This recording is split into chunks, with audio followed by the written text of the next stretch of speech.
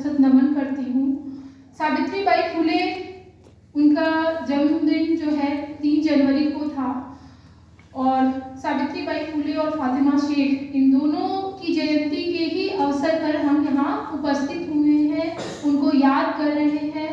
और उनको याद करना मतलब उनके संघर्षों को याद करना, उनको याद करना मतलब जो उन्होंने जिस तरह के अपने समय में क्रांतिकारी कदम उठाए थे, अगर वो नहीं होती तो आज मैं यहाँ नहीं होती। आज मैं जो है अपना वक्तव्य दे रही हूँ, शायद इसका अवसर हमें कभी मिलता ही नहीं। आज जो लड़कियां यहाँ पर बैठी है, सभागार में मौजूद हैं, रूपरेखा मैम है, कुलपति पोस्ट से रिटायर हुई है, शायद हमें जो है इस तरह का अवसर कभी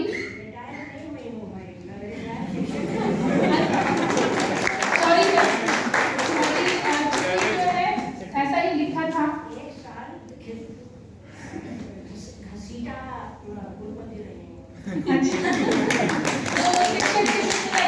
बता रही है जितना मुझे ज्ञान था उसी के हिसाब से मैंने बताया।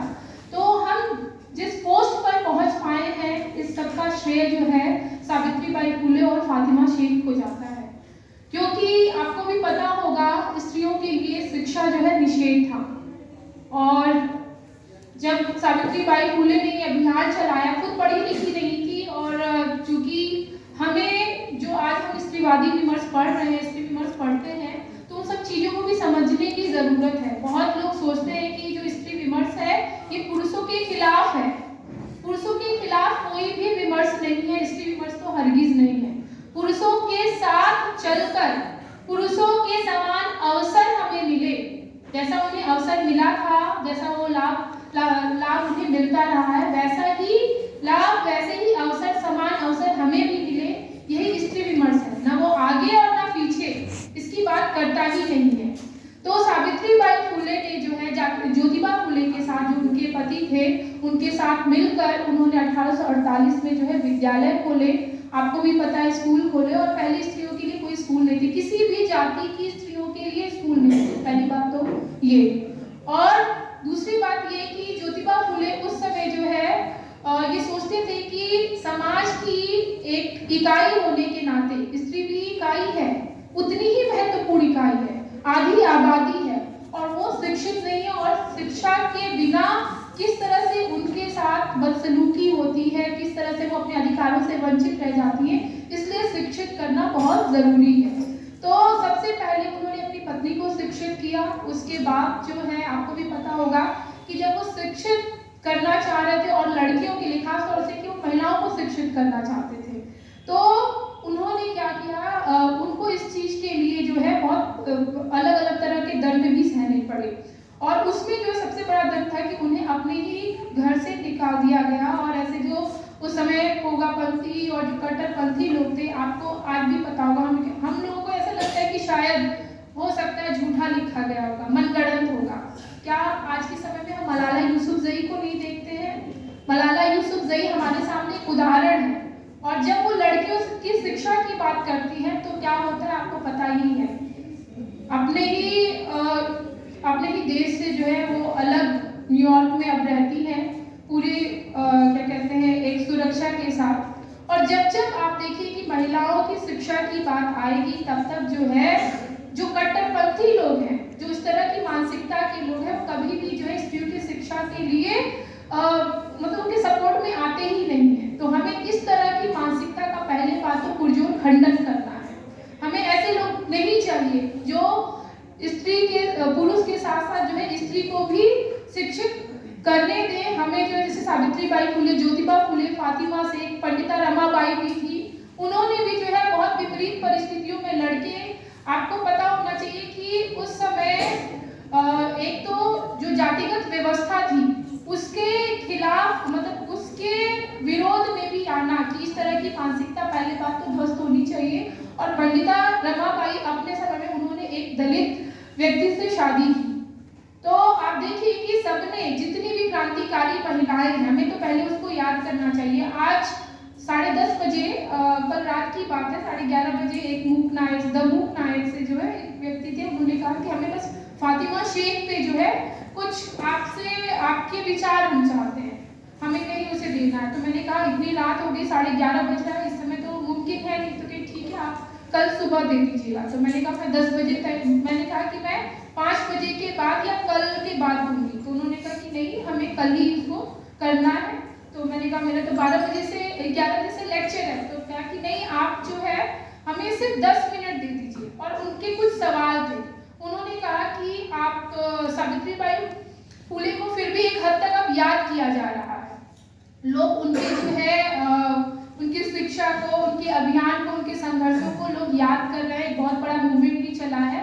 लेकिन फातिमा शेख को लोग भूल रहे हैं, ऐसा क्या कारण है? अल्पसंख्यकों में भी उतनी जो है चेतना नहीं है कि वो अपने नायकों को याद करें।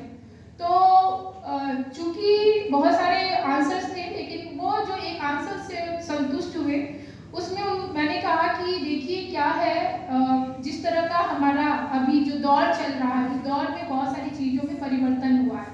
वो परिवर्तन क्या है कि हमारी जो किताबें हैं, जो हमारी पुस्तकें हैं, उसमें से हमारे नायकों को गायब किया जा रहा है, जिससे आप अपने नायकों को पहचान ही ना पाए, जिससे आप अपने नायकों के संघर्षों को न जान पाए। आपको पता होगा कि डॉक्टर भीमराव अम्बेडकर ने एक बात कही थी कि जो अपने इतिहास को नहीं जानता है, वो किसी भी तरह का अगर वो शासक बन भी जाए तो वो शासक नहीं, क्योंकि इतिहास से जो है शक्ति आएगी, आपको प्रेरणा मिलेगी, फिर आप शासक के रूप में जो है क्या करेंगे, शासन कर पाएंगे। वो चेतना आपके अंदर आनी चाहिए। तो ये जो चीज है कि फातिमा शेख को जो लोग इवन अल्पसंख्यक समाज भी नहीं जान पा रहा है, या और कोई भी उनके योगदान को जो भुला पा रहे हैं, या जो जिनको याद करना चाहिए, उसकी एक बहुत बड़ी कमी ये भी है।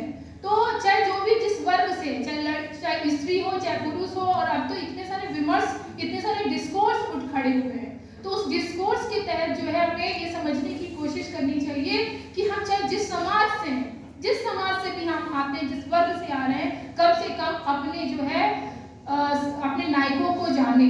अगर हम अपने नायकों को नहीं जानेंगे तो उनके संघर्षों को नहीं जानेंगे, और उनके संघर्षों को नहीं जानेंगे तो हम चाहे कितने भी पढ़ लिख लें, जितनी भी शिक्षा हासिल कर लें, तो अगर उसमें जो है क्रांतिकारी बदलाव लाने की कोई भूमिका हम नहीं मतलब उसमें कोई पहल भी नहीं हो सकती। तो कुछ चीजें हैं जिसको, जैसे कि मेरा आज एक टॉपिक था जो मुझे दिया गया था, एकेडमिक जगत में जाति और जेंडर का प्रभाव। इससे तो हम देख ही रहे हैं, रूबरू हो रहे हैं। चूंकि मैं एक महिला हूँ, तो इस महिला के साथ साथ किस तरह से, चाहे तो मैं अपनी भूमिका के बारे में बता सकती हूँ कि किस तरह का मेरा एक संघर्ष रहा है यहाँ तक पहुँचने में, और अभी आगे के भी संघर्ष, ऐसा नहीं कि ये संघर्ष खत्म हो गया है। वैसे ही जितनी भी लड़कियां हैं या फिर और जो लड़कियां इस तरह के संघर्ष कर रही हैं कि कितनी सारे दिक्कतों के साथ, कितने सारे जो है परेशानियों के साथ पहले तो वो शिक्षा जगत में आती हैं, और उसके बाद जेंडर के आधार पे उनके साथ डिस्क्रिमिनेशन होता है, जाति के आधार पर डिस्क्रिमिनेशन होता है।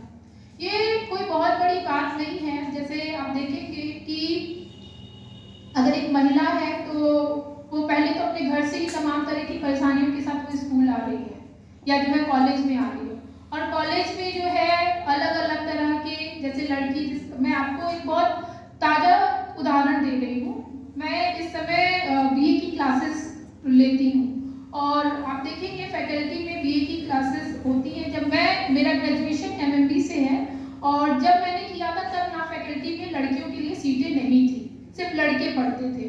तो बच्चे कहने लगे कि मैंने बच्चों से प्रश्न किया कि आपको क्या लगता है, जितनी संख्या आपकी है लड़कों की है, उतनी संख्या लड़कियों की क्यों नहीं है? तो क्या मैम ऐसा कहा, उनकी सीटें तो जो एमएमबी में आरक्षित है, वो एमएमबी में पढ़ती हैं, और कम से कम हमें तो यहाँ पे आराम से रहने दें। तो फिर मुझे लगा कि ये देखिए बच्चों की कैसी समझ है। तो उसमें जो है मैंने कहा कि जो आप कह रहे हैं, या जो आक्रोशित, ये जो आक्रोश आ रहा है आजकल लड़कों में, बहुत आक्रोश आ रहा है कि लड़कियां जो है पता चला हाई स्कूल में भी अव्वल आ रही हैं, और जो है 12th में भी जो है उनका रिकॉर्ड बहुत ऊंचा जा रहा है, कोई ना कोई सीट उन्हें दे दी जा रही है, पता चला यूजीसी नेट जेआरएफ भी वही लोग सबसे ज्यादा लेकर आ रही है। तो मैंने कहा ये आक्रोश क्यों है? अगर ये जो चार, फिर भी मैंने उनसे एक प्रश्न किया कि आपके जहन में एक बार भी इस तरह का प्रश्न नहीं आया कि सिर्फ 5 लड़कियां ही क्यों हैं? जहाँ पे 70 लड़के हैं वहाँ पे सिर्फ 5 लड़कियां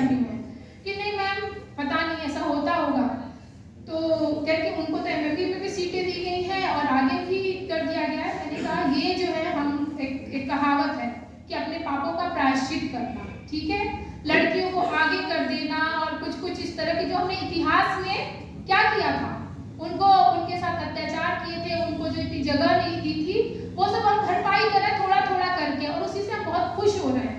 मैंने कहा कि जब भी समानता की रेखा खींची जाए, अगर आज हम सिर्फ 4 सीटें दे रहे हैं तो इसमें तो लड़कों में आक्रोश आ रहा है इस तरह का, ये आना नहीं चाहिए कि समान चीजें कीजिए आप। जब भी बदलाव लाया जाए तो समान रूप से समानता, अगर समानता की रेखा नहीं खींची जाएगी तो आज लड़कों में आक्रोश, पहले लड़कियों में आक्रोश था और आज जो है लड़कों में है।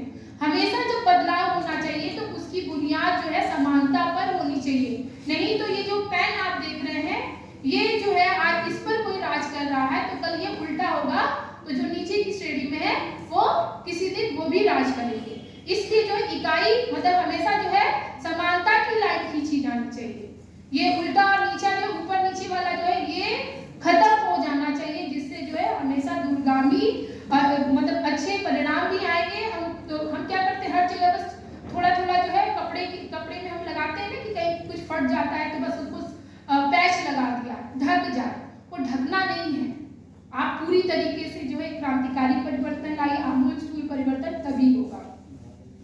अब जो महिलाओं की स्थिति है, जो हम कहते हैं कि नहीं महिलाएं तो आगे जा रही हैं, एक कुछ दो जो मैंने जो है कल के अध्ययन से ये पाया कि ऐसी बहुत सारी जगह है जहाँ पे अभी भी महिलाएं बहुत पीछे हैं।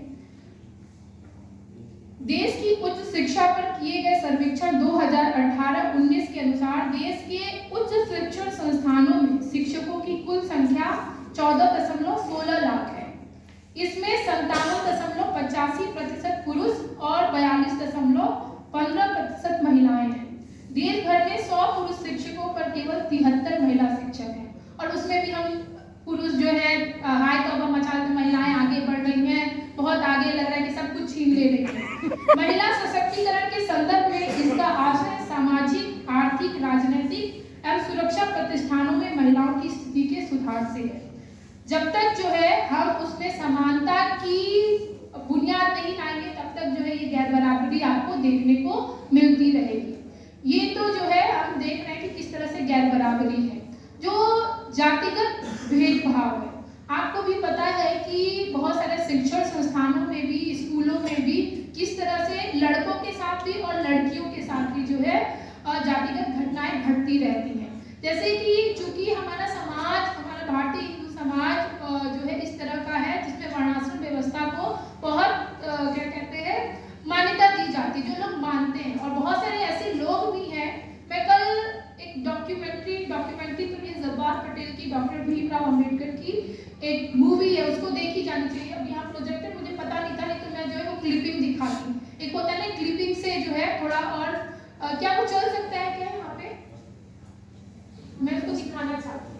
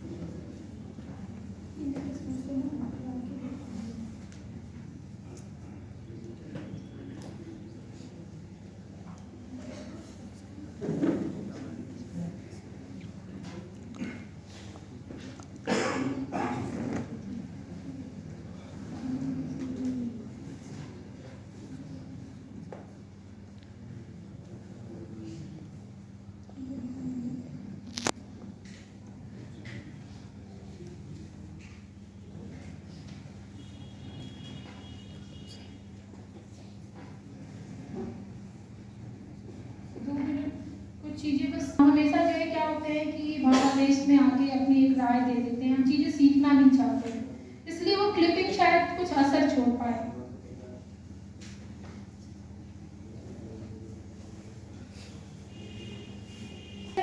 को पढ़ाने जाना होता है, मुंबई का एक कॉलेज है सिंघम, उसमें वो अपना लेक्चर देने जाते हैं, और उस लेक्चर में जो है जो पहले से विद्यार्थी बैठे करते हैं, आगे क्या चल रहा है, ये जो नीचे वाला ही आपको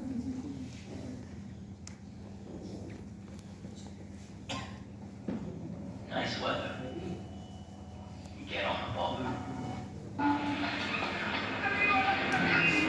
थोड़ा सा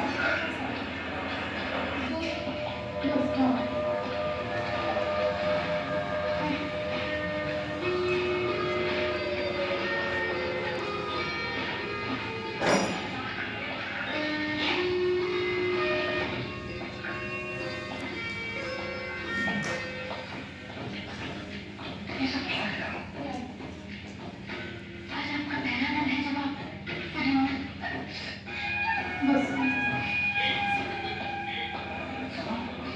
हाँ बस मुझे पूरी बच्चों तुम्हें पढ़ा पाएगा? मेरे पिताजी को बताने से क्या होगा? क्या लगता है? क्या ये नमूना अंग्रेजी बोल पाएगा? I am Professor Ambedkar. I am your lecturer in political economy. In case you are wondering, what could I possibly teach you? Allow me to introduce myself. वैसे मैंने MA और PhD की डिग्री पाई है public finance में Colombia university New York से। मेरी thesis का विषय है 1765 से आज तक का हिंदुस्तान का आर्थिक इतिहास। इसके अलावा मैं तैयारी कर रहा हूँ MSc की लंदन स्कूल ऑफ इकोनॉमिक्स से। अगर किसी को ये लगता है कि मैं आपको पढ़ाने के लायक नहीं हूँ और क्लास के बाहर जाना चाहते हैं तो जा सकते हैं खुशी से। अभी तो आप देखिए ये उस समय की घटना है जब डॉक्टर अंबेडकर मुंबई के सिंघम कॉलेज में पढ़ाने गए थे। तो जो उच्च जाति के बच्चे थे उनके प्रति उनके मन में ये भाव था कि ये अछूत जो है हमें क्या पढ़ा पाएगा। तो आपने देखा कि और अंग्रेजी बोल पाएगा, नमूना बोला जा रहा है। ये इसका हिंदी वर्जन हिंदी में अनुवाद था, लेकिन जब आप इसकी पूरी मूवी देखी जानी चाहिए। तो आज आप देखेंगे कि समय कितना बदल गया है और उसके बावजूद भी ऐसे बहुत सारे शिक्षक हैं, बहुत सारी महिलाएं भी हैं, शिक्षित महिलाएं, कि उनके साथ इस तरह की जो है घटनाएं घटती हैं जब उनकी प्रतिभा पर, उनकी योग्यता पर क्या लगाया जाता है, संदेह लगाया जाता है कि तो ये आरक्षण से आ गए हैं, इनको जो है कुछ आता जाता नहीं होगा, या इन्होंने कुछ किताबें नहीं पढ़ी हैं, या फिर इस तरह की जो है कि इनको कुछ कोई भी किसी तरह की कोई जानकारी नहीं होगी। तो या तो फिर तरह तरह की जो है भेदभाव की घटनाएं शुरू हो जाती हैं, जातिगत उत्पीड़न हो जाता है। अभी इलाहाबाद के एक प्रोफेसर है, विक्रम हरिजन उनका नाम है, पिछले 2 सालों से वो बहुत प्रताड़ित किए जा रहे थे। बहुत सारे बच्चे जो है, जबकि उनको बहुत सारी जानकारी है, JNU के वो पढ़े लिखे हैं, हिस्ट्री डिपार्टमेंट के। इसके अलावा जो है दिल्ली विश्वविद्यालय से हमें लगता है कि सब कुछ तो बहुत ग्रामीण इलाकों में इस तरह की घटनाएं घटती होगी, अभी भी सामंती और उस तरह की ब्राह्मणवादी मानसिकता बनी हुई है, लेकिन ऐसा नहीं है। दिल्ली विश्वविद्यालय जैसे यूनिवर्सिटी में भी आप देखेंगे कि ऐसे शिक्षण संस्थानों में भी इस तरह की घटनाएं घटती हैं। लक्ष्मीबाई कॉलेज में एक प्रोफेसर है नीलम, उनके साथ जो है इस तरह की घटना घटी, उन्हें थप्पड़ मारा गया। आप सोच सकते हैं कि शिक्षक, वो भी महिला शिक्षक ही थी, और महिला शिक्षक जो है एक शिक्षक को, महिला शिक्षक को क्या थप्पड़ मारते हैं। और हमें लगता है, हम क्या कहते हैं कि अरे शिक्षित नहीं है, सब इस तरह की हरकतें कर रहे हैं, लेकिन वहाँ पे इस तरह के जो उत्पीड़न देखे जा सकते हैं। Daulat Ram college north campus का जो है बहुत नामी गिरामी जो है कॉलेज माना जाता है। वहाँ पे जो है एक एडहॉक दलित शिक्षिका के साथ जो इस तरह का भेदभाव किया गया, उन्हें जो है जॉइनिंग नहीं दी गई। तो ऐसे बहुत सारे, एक आदिवासी शिक्षिका थी, उनके साथ इस तरह की घटनाएं घटी कि लोग कैसे उत्पीड़न करते हैं। उत्पीड़न हमेशा शारीरिक ही नहीं होता है, मानसिक उत्पीड़न भी होता है कि आपको वॉच किया जा रहा है, आपको किस तरह से वॉच किया जा रहा है, आप कब आ रहे हैं, कब नहीं आ रहे, एक एक चीज आप क्या पढ़ा रहे हैं। आप सोचिए कि एक स्कूल में या एक कॉलेज में इस तरह से वॉच करना और आपकी वही कि आपकी योग्यता पर निशानदेही या जो है इस तरह के प्रश्न चिन्ह खड़ा करना कि आप बच्ची को क्या पढ़ा रहे हैं। थोड़ा हम भी देखें, थोड़ा हम भी जाने, बच्चे आज आपसे क्यों प्रभावित हैं, ये भी एक क्वेश्चन है कि अरे सारी संख्या जो है इस टीचर की ही, बच्चे इस टीचर के उसमें क्लास में बैठ रहे हैं, हमारे में क्यों नहीं बैठ रहे हैं। ये भी एक दिक्कत है कि क्यों बच्चे जो इन्हें ज्यादा पसंद कर रहे हैं और उन्हें जो है नापसंद कर रहे हैं। इस तरह की घटनाएं, और फिर तो जो उत्पीड़न शुरू होता है तो आप समझ ही सकते हैं कि वो कितना ट्रॉमेटाइज होता है। एक लेखिका है और बहुत बड़ी एक्टिविस्ट भी रही है और बहुत अच्छा लिखती भी है। उनकी आत्मकथा थी शिकंजे का दर्द। तो शिकंजे का दर्द जो है जिसमें सुशीला टागोरे वो लिखती है, मैं वो आपको यहाँ पे पढ़कर सुनाना चाहूँगी। एक उच्च जाति के सर थे और वो कहती कि सर हमेशा मुझ पर दोष लगाते थे, मैं लेट आती हूँ, मैं क्लास नहीं लेती हूँ। मेरी शिकायत वे प्राचार्य जी से भी किया करते थे। मैं प्रयत्नपूर्वक समय पर आकर अपनी क्लास लेती थी, फिर भी मेरे प्रति सर का व्यवहार उपेक्षापूर्ण और भेदभावपूर्ण। आप सोचिए कि जहाँ पर भी आप काम करते हैं, चाहे वो प्राइवेट सेक्टर हो, चाहे वो गवर्नमेंट सेक्टर हो या किसी भी तरह का, उसमें एक शांति का वातावरण होना चाहिए, बहुत सुकून मांगता है, ताकि आप बच्चों को अच्छे से पढ़ा सकें, आप अच्छी शिक्षा दे सकें। लेकिन नतीजा क्या होता है, जब आपके साथ इस तरह की भेदभाव की घटनाएं घटती हैं, आप मानसिक बहुत ज़्यादा परेशान होने लगते हैं। आप रोहित वेमुला को याद कर लीजिए, ऐसे बहुत सारे बच्चे एम्स में, फिर सफदरजंग और जो है कितने सारे IIT इंस्टीट्यूशन है जो इस तरह के उत्पीड़न का शिकार होते हैं, जिन्हें अंग्रेजी बोलने नहीं आ पाती, बहुत ग्रामीण इलाके से होते हैं, वो आ तो जाते हैं, लेकिन कुछ लोग इलीट और